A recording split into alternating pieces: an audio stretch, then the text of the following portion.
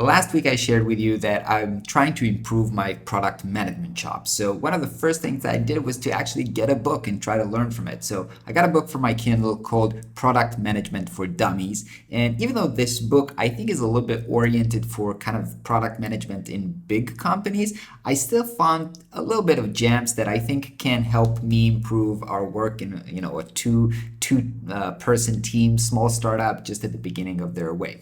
So, and I actually subscribe to the idea that I don't remember where I heard it, that if you spend $15 on a book and you get even one idea out of it, that idea is probably worth more than $15. So here's what I took from it. I took from it a way how to think and prioritize features. So let me show you how we used to do this in a kind of really crude way up until now, and how we're going to start doing this from now on. So the way that we used to do this before was just to, whenever some user or customer had some request from us, or a bug or an issue, we would put this in a table and kind of vote, record how many people were asking for this thing. So it might be a feature, it might be a UX issue or a bug. We would just put this in a huge list, and then when we see that there's a lot of vote for one issue, we would implement that. But as I've said, we've been doing this for months now, and it haven't been proven really successful. And now when I read in this book about a new kind of decision matrix, it kind of made a lot of sense to me, and I want to show you how I implement this. So I created this new table, and in this table I'm actually ranking a request or a feature by some categories that are important to me. So to me, I want to know how many of the users are going to be affected if I do this. All the users are going to be affected, or just a small minority? How easy it would be to implement technically? How is it going to affect our retention value? That means, are people going to stay with us longer if we implement this issue or feature? And conversion value, which means, are more people going to convert into paying customers if we do this?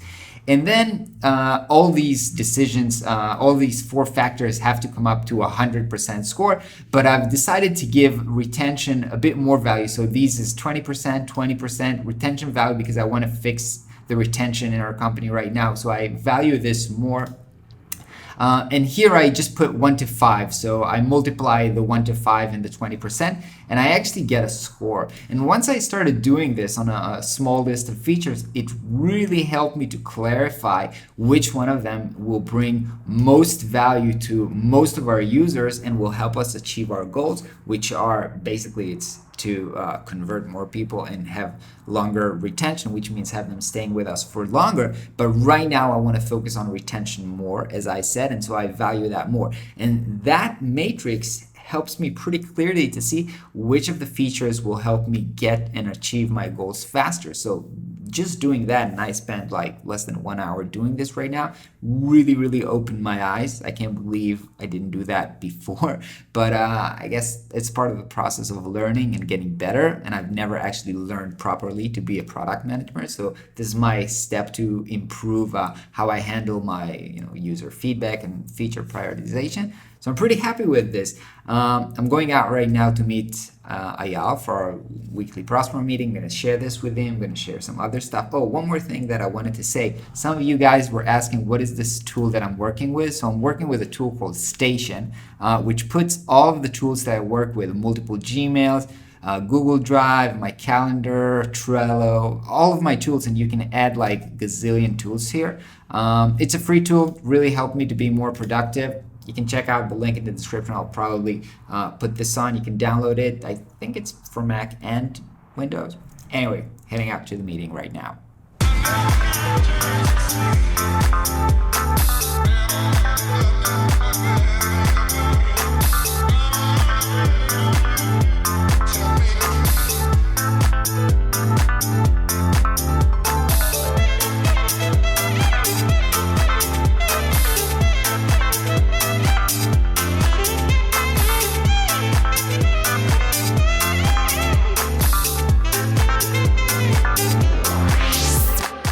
So it's been a very long day. After my great meeting with Ayala, I went to meet my clients where we had a very long discussion also about features prioritization, and that meeting kind of became, I don't know if aggressive, but we had kind of disagreement, and it built up a little bit of tension, which my client later told me in private, maybe we should have taken it easier, because it kind of created conflicts, and maybe not everybody felt great about this.